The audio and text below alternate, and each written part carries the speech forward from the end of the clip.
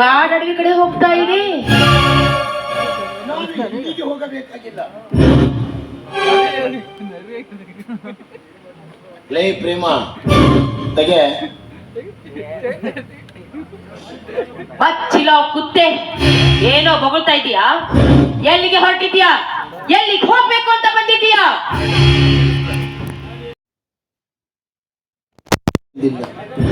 ಮೊದಲು ನನ್ನ ಇದಿ ಮೇಲಿರೋ ಪಿಸ್ತೂಲ್ ತೆಗಿ, ಆಮೇಲೆ ಮಾತಾಡೋಣ. ಏನು ನನ್ನೊಂದಿಗೆ ತಮಾಷೆ ಮಾಡಕತ್ತೀಯ? ತಮಾಷೆ ತಮಾಷೆ ಮಾಡುವ ಕಾಲ ಎಂದೋ ಮುಗಿದು ಹೋಗಿದೆ. ಈಗ ನಾನು ಮಾಡಬೇಕಾದ ಕಾರ್ಯವನ್ನು ಮಾಡಲು ಬಂದಿದ್ದೇನೆ.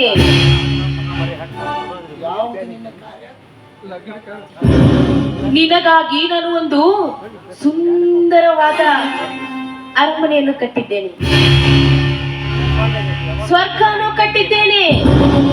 ಆ ಸ್ವರ್ಗದಲ್ಲಿ ನೀನು ರಾಜನಾಗಿ ಮೆರಿಬೇಕನ್ನೋದೇ ನನ್ನ ಇಷ್ಟ. ಅದಕ್ಕೆ ಎಲ್ಲ ಸಿದ್ಧತೆಯಲ್ಲೇ ನಿನ್ನನ್ನು ಅಲ್ಲಿ ಕಳಿಸ್ಬೇಕು ಅಂತ ಬಂದಿದ್ದೇನೆ. ಅಂದ್ರೆ ನೀನು ನನ್ನ ಕೊಲೆ ಮಾಡ್ಬೇಕಂತ ಮಾಡಿ ನಿನ್ನನ್ನು ಯಮಲೋಕಕ್ಕೆ ಕಳಿಸಲು ಬಂದಿದ್ದೇನೆ. ನಿನಗೆ ಯಾವ್ದಾದ್ರೂ ಆಸೆ ಇದ್ರೆ ಬೇಡಿಕೊ ನಿನ್ನ ಮನೆ ದೇವರನ್ನ. ನಿನ್ನ ಪಾಪಕ್ಕೆ ನಾನು ಮೆಚ್ಚಿಕೊಂಡಿದ್ದೆ ಆದ್ರೆ ನಿನ್ನನ್ನು ಬಿಟ್ಬಿಡ್ತೀನಿ. ಆ ದೇವರು ನಿನ್ನನ್ನು ತಿರಸ್ಕರಿಸಿದ್ದೆ ಆದ್ರೆ ನನ್ನ ಪಾದದ ಮೇಲೆ ಬಿದ್ದು ನಿನ್ನ ಪ್ರಾಣ ಭಿಕ್ಷೆ ಬೇಡ್ಕೊ. ನನಗೇನಾದ್ರೂ ಅಂತಃಕರುಣೆ ಅಂತ ಬಂದ್ರೆ ನಿನ್ನನ್ನು ಬಿಟ್ಬಿಡ್ತೀನಿ. ನನ್ನ ಮನಸ್ಸಿಗೆ ಬರ್ದೆ ಹೋದ್ರೆ ನಿನ್ನನ್ನು ಇಲ್ಲೇ ಗುಂಡಿಟ್ಟುಕೊಳ್ತೀನಿ. ನನ್ನನ್ನು ನೀನು ಕೊಲೆ ಮಾಡು. ಮತ್ತೇನು ನನ್ನನ್ನು ಅಂತ ಕೇಳ್ತೀಯ? ನೀನೇನು ಈ ಜಗತ್ತಿಗೆ ಮೀರಿದ ವೀರ ಶೂರ ಅಂತ ತಿಳಿದುಕೊಂಡಿದ್ದೇನೋ? ನೀನೊಬ್ಬ ಹೇಳಿ ವಂಚಕ, ದುಷ್ಟ, ಭ್ರಷ್ಟ, ಪಾಪಿ. ನಿನ್ನಂತ ಪಾಪಿಯನ್ನು ಕೊಲ್ಲೋದಕ್ಕೆ ಸತ್ಯದ ಕೈಗೆ ಎಲ್ಲಿಲ್ಲದ ಶಕ್ತಿ ಬರುತ್ತೆ ಕಣೋ. ಏ ಪಾಪಿ, 10 ತಲೆ ಇದ್ದ ರಾವಣನೇ ಮಣ್ಣು ಮುಕ್ಕಿ ಹೋದ. ಯಕಶ್ಚಿತ ಒಂದೇ ತಲೆ ಇದ್ದ ನರಮಾನವ ನೀನು. ನಿನ್ನನ್ನು ಮಣ್ಣು ಮುಕ್ಕಿಸೋದಕ್ಕೆ ಇನ್ಯಾವ ಲೆಕ್ಕ ನನಗೆ? ಏ ವಿಷಕಂಠ, ಹೆಣ್ಣು ಅಂದ್ರೆ ಏನಂತ ತಿಳಿದಿದೆಯೋ? ಬಜಾರದಲ್ಲಿ ಮೋರುವ ಹಣ್ಣು ಅಂತ ತಿಳಿದಿದೀಯಾ? ಹೆಣ್ಣಿನ ಶೀಲಕ್ಕಾಗಿ ದೇವಾನು ದೇವತೆಗಳು ಋಷಿಮುನಿಗಳೇ ಹಾಳಾಗಿ ಹೋಗಿದ್ದಾರೆ. ರಾಜಾದಿ ರಾಜರು ಎನಿಸಿಕೊಂಡವರು ರಣರಂಗದಲ್ಲಿ ಯುದ್ಧ ಮಾಡಿ ಸತ್ತು ಹೋಗಿದ್ದಾರೆ. ಹೆಣ್ಣಿನ ಶಾಪಕ್ಕೆ ತುತ್ತಾಗಿ ತತ್ತರಿಸಿದ್ದಾರೆ. ಅಂತದ್ರಲ್ಲಿ ನೀನು ಯಾವನೋ? ನೀನ್ ತಿಳ್ಕೊಂಡಿರೋದು ಒಂದೇ, ಗಂಡ ಹೆಣ್ಣಿನ ಶೀಲವನ್ನು ಹಾಳು ಮಾಡುವುದು, ನಂಬಿದವರನ್ನು ಕೊಲೆ ಮಾಡುವುದು, ಸಮಾಜಕ್ಕೆ ಮೋಸ ಮಾಡುವುದು, ಸುಂದರವಾದ ಸಂಸಾರಗಳನ್ನು ನುಚ್ಚು ನೂರು ಮಾಡುವುದು. ಇವೇ ತಾನೇ ನಿನ್ಗೆ ಗೊತ್ತಿರೋದು. ಅಲ್ಲ, ನಿನ್ನನ್ನ ನೀನು ಏನಂತ ತಿಳಿದುಕೊಂಡಿದ್ಯಾ? ಈ ಜಗತ್ತಿನಲ್ಲಿ ನೀನೊಬ್ಳೆ ಗಂಡಸು ಅಂತ ತಿಳಿದುಕೊಂಡಿದ್ಯಾ? ಅಥವಾ ನೀನೊಬ್ಳೆ ಬುದ್ಧಿವಂತ ತಿಳಿದಿದ್ದೀಯಾ? ಅಥವಾ ನೀನೊಬ್ಳೆ ಚಾಣಕ್ಷತನ ಅಂತ ತಿಳಿದುಕೊಂಡಿದ್ದೀಯಾ? ಏ ಮೂರ್ಖ, ಈ ಜಗತ್ತು ತುಂಬಾ ದೊಡ್ಡದಿದೆ. ನೀನು 1 ಪಟ್ಟು ಸಾಧಿಸಿ ತೋರಿಸಿದ್ರೆ 2 ಪಟ್ಟು ಸಾಧಿಸುವಷ್ಟು ಬುದ್ಧಿವಂತರಿದ್ದಾರೆ. ಇವತ್ತು ನಿನ್ನ ಬುದ್ಧಿ ನನ್ನ ಕೈಯಲ್ಲಿ ಮಣ್ಣು ಮುಕ್ಕಲೇಬೇಕು. ನೀನು ಬದುಕಿರಬಾರ್ದು, ನೀನು ಬದುಕಿರಬಾರ್ದು. ಬೇಡ ಪ್ರೇಮ, ನಾನು ಕೆಟ್ಟ ವಿಚಾರ ಮಾಡಿದ್ರಿಂದ ನೀನು ಕೆಟ್ಟ ವಿಚಾರ ಮಾಡಕ್ ಹೋಗ್ಬೇಡ. ನನ್ನ ಕೆಟ್ಟ ಬುದ್ಧಿ ಇವತ್ತಿಗೆ ಬಿಟ್ಟು ಬಿಡುವೆ. ಇಂದಿನ ಬುದ್ಧಿಗೆ ನಾನು ಮೆಚ್ಚಿಕೊಂಡಿದ್ದೇನೆ. ಇವತ್ತೇ ನಿನ್ನ ಕೊರಳಿಗೆ ತಾಳಿ ಕಟ್ಟಿ ನಿನ್ನೊಂದಿಗೆ ಸಂಸಾರ ಮಾಡಲು ನಾನು ಸಿದ್ಧನಿದ್ದೇನೆ. ದಯವಿಟ್ಟು ನನ್ನ ಕೊಲೆ ಮಾಡಬೇಡ. ಇದು ಒಂದು ಮಾತು ನಂದು ಕೇಳು. ನೋಡ್ತೀನಿ, ನೋಡ್ತಾ ಬಂದಿದ್ದೀನಿ. ಇವತ್ತಿಗೆ 4 ದಿನ ಆಯ್ತು ನಿನ್ನ ನೋಡ್ಕೊಳ್ತಾ ಬಂದು. ನಿನ್ನನ್ನು ನಂಬುವುದು ಒಂದೇ, ರಕ್ತ ಬೀಜದ ರಕ್ತ ಭೂಮಿಗೆ ಬೀಳೋದು 2 ಒಂದೇ. ರಕ್ತ ಬೀಜದ ರಕ್ತ ಭೂಮಿಗೆ ಬಿದ್ರೆ ಮತ್ತೆ ರಕ್ತ ಬೀಜ ಹುಟ್ಕೋತಾನಂತೆ. ಅದಕ್ಕಾಗಿ ಆ ತಾಯಿ ದುರ್ಗಾದೇವಿ ತನ್ನ ನಾಲ್ಗೆಯನ್ನು ಹೊರಚಾಚಿ ರಕ್ತ ಬೀಜ ರಕ್ತವನ್ನೇ ಸಂಪೂರ್ಣವಾಗಿ ಕುಡಿದಂತೆ. ನಿನ್ನನ್ನು ನಂಬುದಷ್ಟು ಕೆಡಕಾಗುತ್ತೆ ಹೊರತು ಒಳ್ಳೆಯದಂತ ಮಾತ್ರ ಆಗೋದಕ್ಕೆ ಸಾಧ್ಯನೇ ಇಲ್ಲ. ನಿನ್ನನ್ನು ಕೊಲೆ ಮಾಡ್ಬೇಕು ಅಂತ ನಿರ್ಧಾರ ಮಾಡ್ಕೊಂಡೇ ಬಂದಿದ್ದೇನೆ. ನಿನ್ನಿಂದ ನಾನು ಕುಂಕುಮ ಭಾಗ್ಯ ಕಾಣ್ತಿದ್ರು ಚಿಂತೆ ಇಲ್ಲ, ಆದ್ರೆ ನಿನ್ನಿಂದ ಸೌಭಾಗ್ಯವತಿಯರ ಕುಂಕುಮ ಅಳಕ್ಬಾರ್ದು ಕಣೋ, ನೀನು ಬದುಕಬಾರ್ದು.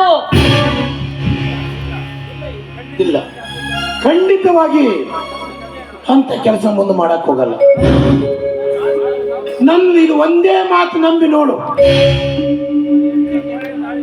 ಎಷ್ಟಾದರೂ ನಾನು ನಿನ್ನ ಕೊರಳಿಗೆ ತಾಳಿ ಕಟ್ಟಬೇಕಾದವನು. ಆ ಉಪಕಾರಕ್ಕಾದ್ರೂ ನನ್ನನ್ನು ಬಿಟ್ಟು ಬಿಡು. ಇಲ್ಲ, ನೀನು ಉಳಿಬಾರ್ದು. ನೀನು ಉಳಿಬಾರ್ದು ಅಂತಾನೆ ನಾನು ನಿರ್ಧಾರ ಮಾಡಿಕೊಂಡು ಬಂದಿದ್ದೇನೆ. ನೀನು ಮಾತಿನಲ್ಲಿರುವ ಮನುಷ್ಯನೇ ಅಲ್ಲ, ನಿನಗೆ 2 ನಾಲಿಗೆ ಇವೆ. ನೀನು ನನಗೆ ತಾಳಿ ಕಟ್ತೀಯ ಅನ್ನೋ ಒಂದೇ ಒಂದು ಕಾರಣಕ್ಕೆ ನಿನ್ನನ್ನು ಬಿಡಬಹುದಾಗಿತ್ತು. ಆದ್ರೆ ನೀನು ತಾಳಿ ಕಟ್ತೀಯ ಅನ್ನುವ ಗ್ಯಾರಂಟಿನೂ ಇಲ್ಲ. ಆದ್ರೂ ತಾಳಿ ಕಟ್ತೀನಿ ಅಂತ ಹೇಳ್ತಾ ಇದೀಯಾ? ಸ್ವಲ್ಪ ವಿಚಾರ ಮಾಡಿ ನೋಡ್ಬೇಕು, ಬಿಡಬೇಕೋ ಬಿಡಬಾರ್ದೋ ಅಂತ. ನನ್ನ ಗಂಡದಿಯ ಗುಂಡಿಗೆ ಗುಂಡಿಟ್ಟು ಕೊಲೆ ಮಾಡಲು ಈ ಗಂಡದಿಯ ಪ್ರೇಮಿ ಬಂದಿದ್ದಾಳೆ. ನನ್ನ ಬುದ್ಧಿಯಲ್ಲಿ ನಾನೇನಾದ್ರೂ ಜಾರಿ ಬಿದ್ದರೆ ನನ್ನ ಹೆಣವಾಗೋದು ಕಟ್ಟಿ. ಬುದ್ಧಿವಂತರ ಮಾತು ಹೇಳಿದ್ದು ಸತ್ಯವಾಗಿದೆ. ಹೊತ್ತು ಬಂದಾಗ ಕತ್ತಿ ಕಾಲಿಡದ ಪಾರಾಗಬೇಕಂತ. ಈ ಕತ್ತಿ ನನ್ನ ಕುತ್ತಿಗೆಯನ್ನೇ ಕತ್ತರಿಸಲು ಬಂದಿದ್ದಾಳೆ. ಈ ಕತ್ತಿಗೆ ನನ್ನ ಬುದ್ಧಿ ಗಟ್ಟಿದೆ ಎಂದು ನಾನು ತೋರಿಸ್ಬೇಕಲ್ಲ. ಎಷ್ಟು ದಿವಸ ಓಡಿಸಿದ ಬುದ್ಧಿನೇ ಬೇರೆ, ಈ ಸದ್ದು ಓಡಿಸೋ ಬುದ್ಧಿನೇ ಬೇರೆ ಆಗ್ಬೇಕು. ಎಷ್ಟಿದ್ರು ನನ್ನ ಬುದ್ಧಿಯಲ್ಲಿ ನಾನು ಇದರಲ್ಲಿ ಏನಾದ್ರೂ ಗೆದ್ರೆ ಸರಿ, ಬಿದ್ದರೆ ನನಗೆ ಹಣ ಆಗೋದು ಖಂಡಿತ. ಇರ್ಲಿ, ಇದು ಎಷ್ಟಾದ್ರೂ ಹೆಣ್ಣಿನ ಬುದ್ಧಿ ಮೊಳಕಾಲ ಕೆಳಗಂತ ಹೇಳ್ತಾರೆ. ಶಾಂತಿಯಿಂದಲೇ ಇದಕ್ಕೆ ಸದಿ ಬಡಿಬೇಕು. ವಿಷ್ಣಟ, ನನ್ನ ದೃಷ್ಟಿಯಲ್ಲಿ ನೀ ಯಾಕೋ ಯೋಗ್ಯವಾಗಿ ಕಾಣ್ತಾ ಇಲ್ಲ.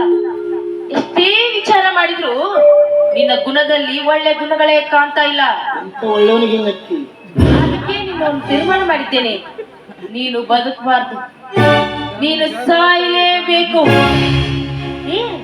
ನೆನೆಸಿಕೋ ನಿನ್ನ ಮನೆಯ ದೇವರನ್ನು. ಯಾವ್ದಾದ್ರೂ ಆಸೆ ಇದ್ರೆ ಬೇಡ್ಕೋ. ಯಾಕಂದ್ರೆ ನಿನ್ನ ಕೊಂದು ನಾನು ಆದಷ್ಟು ಬೇಗ ಬದಾಮಿಗೆ ಹೋಗ್ಬೇಕು.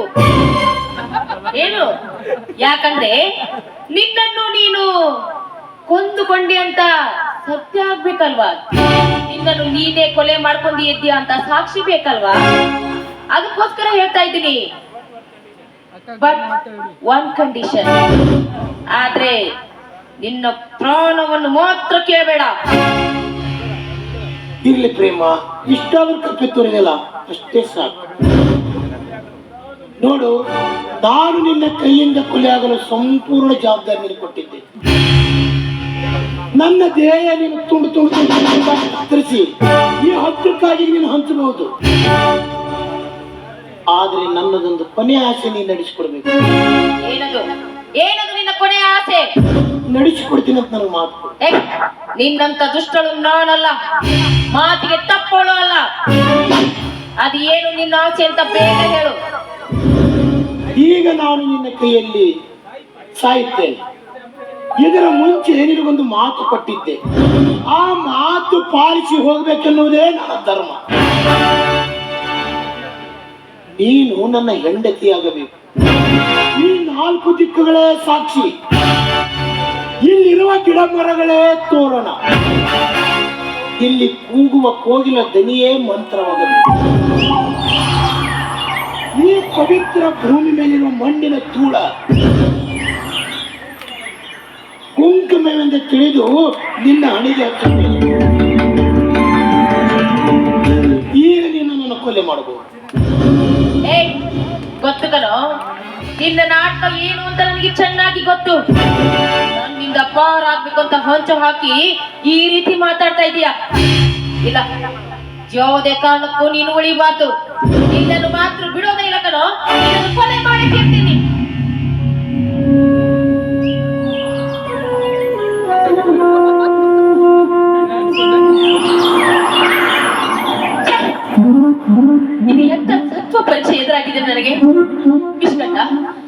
ಮೊದಲೇ ಈ ಮಾತನ್ನು ಹೇಳ್ಬಾರ್ದಾಗಿತ್ತ? ಕೇಳೋಣ ಹೇಳು. ಮೊದಲೇ ಈ ರೀತಿ ನೀನ್ ನಡೆಸ್ಕೊಡ್ತೀನಿ ಅಂತ ಗೊತ್ತಾಗಿದ್ರೆ ನಾನು ಈ ರೀತಿ ಕೆಲಸನೇ ಮಾಡ್ತಾ ಇರಲಿಲ್ಲ. ಮೊದಲು ದೇವ್ರ ಗುಡಿಗೆ ಹೋಗೋಣ. ಹೆಣ್ಣಿನ ಹಣೆಗೆ ಮಣ್ಣು ಹಚ್ಚಬಾರ್ದು, ತಾಳಿ ಕಟ್ಟುವಂತೆ. ಬಾ ಹೋಗೋಣ. ನಮ್ಮ ಹೊಸ ಪ್ರೇಮ ಉದಯವಾಗ್ಬೇಕಲ್ಲ. ಮತ್ತೆ ಹಳೆ ಪ್ರೇಮವನ್ನು ಬಿಟ್ಬಿಟ್ರ? ಇನ್ನೂ ಆ ಕಾಲ ಬಂದಿಲ್ಲ, ಬರುತ್ತೆ. ದೇವರ ಬುದ್ಧಿ ಹೋಗೋಕ್ಕಿಂತ ಮೊದಲೇ ಈ ನಿನ್ನ ಮೊದಲ ಬಾಯಿಂದ ಒಂದು ಏನಾದರೂ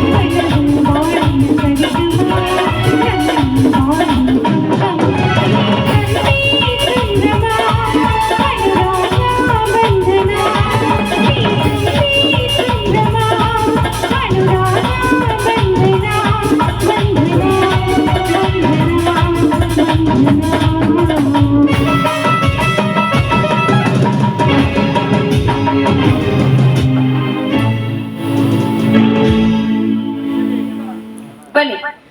ಹಾಗಿದ್ರೆ ನಾವಿಬ್ರು ದೇವ್ರ ಗುಡಿಗೆ ಹೋಗೋಣ. ಬನ್ನಿ. ನೀನು ದೇವರ ಗುಡಿಗೆ ಹೋಗಬೇಕಾಗಿಲ್ಲ ಮರಿ, ನೀನು ಯಮಲೋಕಕ್ಕೆ ಹೋಗಬೇಕಾಗಿದೆ.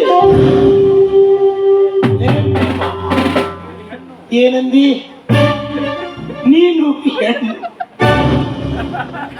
ನಿನ್ನ ಬುದ್ಧಿ ಎಷ್ಟಿದೆ ಎಂಬುದು ನಾನು ತಿಳಿದುಕೊಂಡೆ. ನೀನೇನಂದೆಲ್ಲ ನನ್ನ ಕಾಲಿಗೆ ಬಿದ್ದು ನೀನು ಬೇಡ್ಕೋಬೇಕು. ನೀನು ದೇವರು, ನಿನ್ನಲ್ಲೇ ನಾನು ಪ್ರಾಣ ಭಿಕ್ಷೆ ಬಿಡಬೇಕು. ಈಗ ನೀನು ಬೇಡ್ಕೋ. ಮರಗಮ್ಮ ಬೇಡ್ಕೋತೆ, ದುರ್ಗಮ್ಮ ಬೇಡ್ಕೋತಿ, ಬೇಗ ಬೇಡ್ಕೋ. ಯಾಕೆ ನಿನ್ನನ್ನು ಕೊಲೆ ಮಾಡಿ ನಾನು ಓಡಿ ಹೋಗ್ಬೇಕಾಗಿದೆ. ಏನೋ ಅಂದಿನಿ, ಬಾದಾಮ್ಗೋಗ್ಬೇಕಲ್ಲ, ನಾಳೆ ಕರ್ಕೊಂಡು ಹೋಗ್ಬೇಕು. ನಾನು ಈಗ ಇವತ್ತು ಕನ್ನಟ್ಟಿಗೆ ಹೋಗ್ಬೇಕಾಗ್ಯ.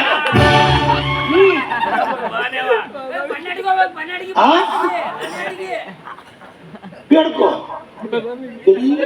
ನಿನ್ನನ್ನು ಕೊಲೆ ಮಾಡಿ ಯಾರಿಗೂ ಕಾಣದಂತೆ ನಾನು ಓಡಿ ಹೋಗ್ಬೇಕು. ಬೇಡ ವಿಷ್ಕಟ್ಟ, ಬೇಡ. ನೋಡು, ನೀನು ನನಗೆ ಮಣ್ಣಿನ ಧೂಳವನ್ನು ಕುಂಕುಮ ಮಾಡಿ ಹಚ್ಚಿದೀಯಾ. ನಾನು ನೀವು ಹೆಂಡತಿ ಅಲ್ವೇ? ನನ್ನ ಹೆಂಡತಿ ಎಲ್ಲ ತಿಳ್ಕೊಂಡು ನಾನು ಹುಸುಳಿ ಮಾತು ತಿಳ್ಕೊಂಡೆ. ಚಿಕ್ಕ ಎಸ್ ಮಂದಿಗೆ ಕಟ್ಟಬೇಕು.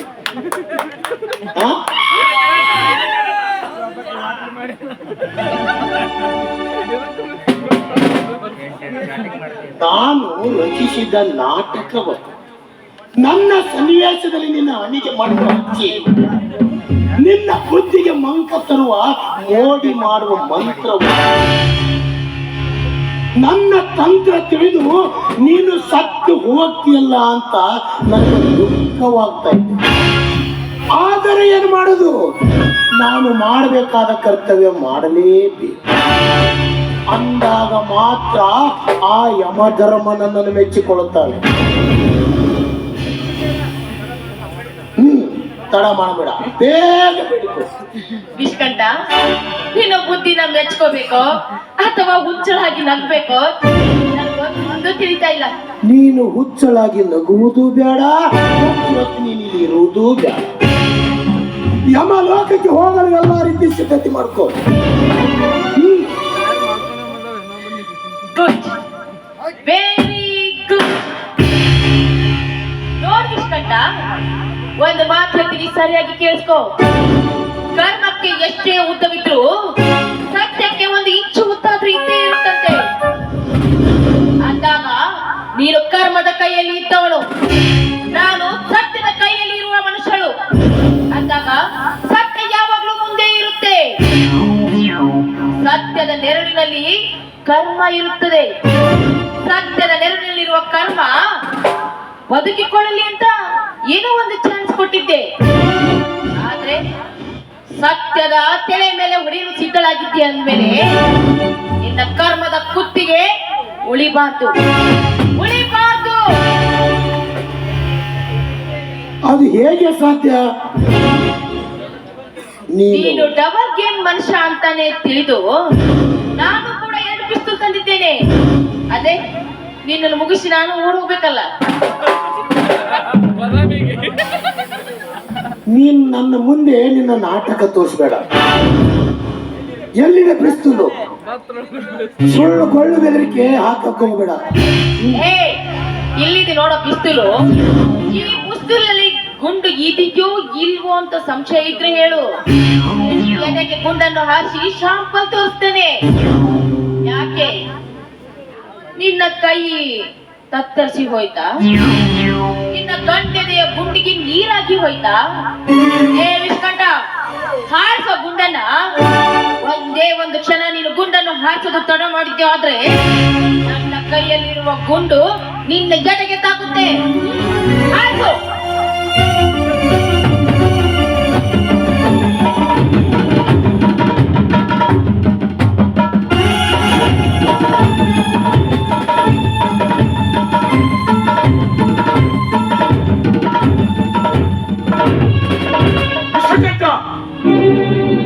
ಇನ್ನೂ ನಿನ್ನ ನೀಚ ಬುದ್ಧಿ ಬಿಟ್ಟಿಲ್ವಲ್ಲ? ಅಂದೇ ನನ್ನ ಮನೆಯಲ್ಲಿ ನೀನು ಸಾಯಬೇಕಾದವನು. ಇರಲಿ ಎಂದು ನಿನಗೆ ಜೀವದಾನ ಮಾಡಿದ್ದೇನೆ. ಮತ್ತೆ ಒಂದು ಹೆಣ್ಣಿನ ಮೇಲೆ ನೀನು ನಿನ್ನ ನೀಚ ಬುದ್ಧಿಯನ್ನು ತೋರಿಸ್ತಾ ಇದ್ದೀಯಲ್ಲ ಪ್ರೇಮ. ಹಾರಿಸಿಕೊಂಡು ನಿನಗೆ ಧೈರ್ಯ ಇಲ್ಲದಿದ್ದರೆ ಕೊಡು ನನ್ನ ಕೈಯಲ್ಲಿ ಪಿಸ್ತೂಲು. ಹೊಚ್ಚಲ ಬಾಯಿ. ಈ ಗಂಡಿದೆ ಗುಂಡಿಗೆ ಗುಂಡಿಟ್ಟು ಕೊಲೆ ಮಾಡುವ ಗಂಡು ಇನ್ನೂ ಈ ಪ್ರಪಂಚದಲ್ಲಿ ಹುಟ್ಟಿಲ್ಲ. ನೀನೊಂದು ಸಣ್ಣ ಪುಣ್ಯ, ನೀ ಏನು ಮಾಡಬಲ್ಲೆ? ನೋಡು, ಯಾರಾದರೂ ನನ್ನ ಮುಂದೆ ಬಂದ್ರೆ ನಿಮ್ಮ ರಕ್ತ ಇಲ್ಲೇ ಭೀಮಾ ನದಿಯಾಗಿ ಹರಿಯುತ್ತೆ. ಸರಿ ಬಿಡು, ನಾನು ಹೋಗೋ ದಾರಿಗೆ ಯಾರು ಅಡ್ಡು ಬರಬಾರ್ದು. ಪ್ರೇಮ ತಾಪಿಸ್ತಲು. ಕಾರ್ಲೆ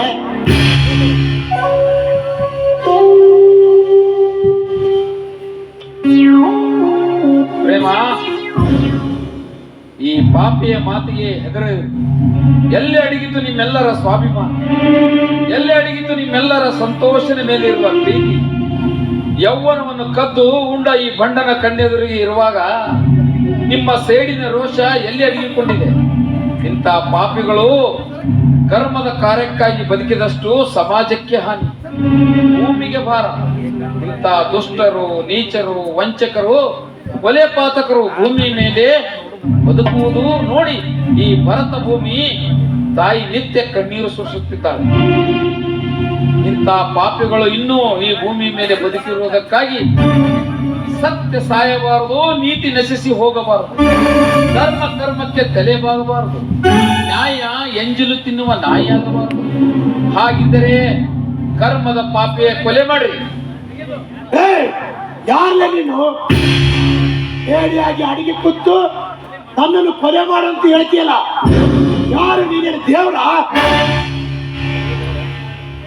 ಕೊಲೆ ಮಾಡಲು, ನನ್ನನ್ನು ಕೊಲೆ ಮಾಡಲು ಧೈರ್ಯ ಹುಟ್ಟಿಸಿದ ಬ್ರಹ್ಮನಿಂದಲೂ ಸಾಧ್ಯವಿಲ್ಲ. ಈ ಭರತ ಭೂಮಿ ಬಗ್ಗೆ ಹೊಗಳಿದೆಯಲ್ಲ, ಏನು ಮಾಡುವುದು ಏನಿಲ್ಲ ಭರತ ಭೂಮಿ? ಬಾಯ್ ಮೂಡ, ನನ್ನ ಭರತ ಭೂಮಿಯ ಬಗ್ಗೆ ಮಾತನಾಡುವಷ್ಟು ಯೋಗ್ಯತೆ ನಿನಗಿಲ್ಲ. ಈ ಭೂಮಿ ಮನಸ್ಸು ಮಾಡಿದರೆ ನೀನು ಒಂದು ಕೂದಲೆಳೆಗೂ ಸಮನಾಗಲಾರಿ. ನೀನೇನೋ ಎಂತಿಂತವರು ಮೆರೆದು ಹೋಗಿದ್ದಾರೆ. ದುಶ್ಯಾಸನ, 10 ತಲೆ ರಾವಣ, ನೀಚ ಶಕುನಿ, ಕೆಂಪ ಮುಖದ ಗೋತಿಗಳು, ಬ್ರಿಟಿಷರು ಇವರೆಲ್ಲರ ರಕ್ತವನ್ನು ನನ್ನ ಭೂಮಿ ತಾಯಿಗೆ ಸಲ್ಲಿಸಿ ಹೋಗಿದ್ದಾರೆ. ಕ್ಷಣದಲ್ಲಿ ಮುಗಿಸಬಹುದು. ನೀನು ನಿಮ್ಮ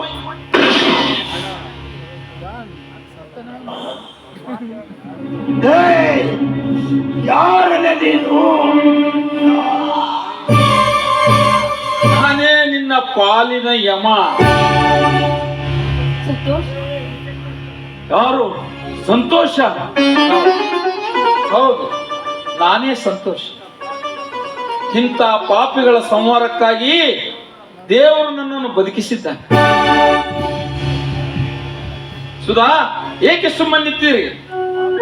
ಇಂಥ ಪಾಪಿಗಳು ಈ ಭೂಮಿ ಮೇಲೆ ಬದುಕಿರಬಾರದು. ಹಾರಿಸಿಕೊಂಡು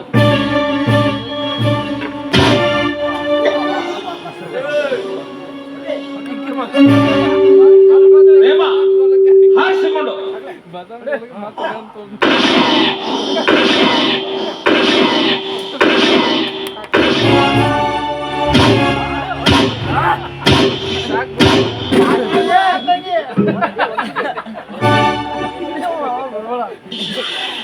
ಸಂತೋಷ್, ಎಷ್ಟು ದಿವಸ ಎಲ್ಲಿದ್ದೆ ಸಂತೋಷ್?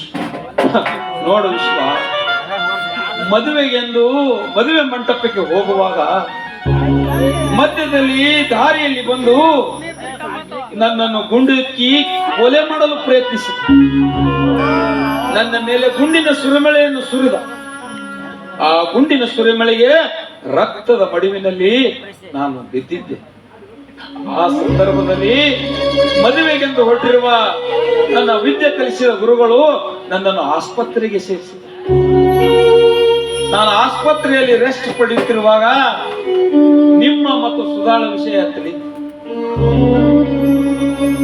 ನಿಮ್ಮ ಮತ್ತು ಸುಧಾಳ ಹಿಂದೆ ಈ ನೀಚ ಪದೇ ಪದೇ ಪದೇ ಬರುವುದನ್ನು ನಾನು ಗಮನಿಸಿ ಈ ನೀಚನ ದೃಶ್ಯ ಇಲ್ಲಿಗೆ ಮುಕ್ತಾಯ ಮಾಡಬೇಕೆಂದು ನಾನು ಈ ನಿರ್ಧಾರ ಮಾಡಿದೆ. ವಿಶ್ವ, ಈ ನಿರ್ಧಾರ ಮಾಡಿದೆ. ಅಣ್ಣ, ನಾನಿಲ್ಲಿ ಹೋಗಿ ಬರ್ತೀನಲ್ಲ. ಎಲ್ಲಿಗೆ ಹೋಗ್ತೀಯಮ್ಮ? ನನ್ನ ಉಸಿರಿ ಅಂತ ತಿಳಿದುಕೊಂಡಿದ್ದ ಈ ಪಾಪಿ ನನ್ನಿಂತ ದೂರ ಆದ. ಇವಳ ಕೈಯಿಂದ ನಾನು ಉಳಿದುಕೊಂಡಿದ್ದೇನೆ. ಎಲ್ಲಿಯಾದ್ರೂ ಹೋಗಿ ಯಾವ್ದಾದ್ರೂ ಒಂದು ಉದ್ಯೋಗ ಮಾಡ್ಕೊಂಡು ಜೀವನ ಮಾಡ್ತೀನಿ. ನಾನಿನ್ನು ಬರ್ತೀನಿ. ಸಂತೋಷ್, ದಯವಿಟ್ಟು ನೀನು ತಪ್ಪು ತಿಳಿಯಬೇಡ. ಪ್ರೇಮ ನನ್ನ ತಂಗಿ ಇದ್ದ ಹಾಗೆ. ಅವಳು ಜೀವನದಲ್ಲಿ ತಪ್ಪು ಮಾಡಿದ್ದಾಳೆ ನಿಜ. ಆದರೆ ಆ ತಪ್ಪನ್ನು ಕ್ಷಮಿಸಿ ನೀನು ದಯವಿಟ್ಟು ಅವಳ ಕೈ ಹಿಡಿಬೇಕೆ? ಹೌದು ಹೌದು.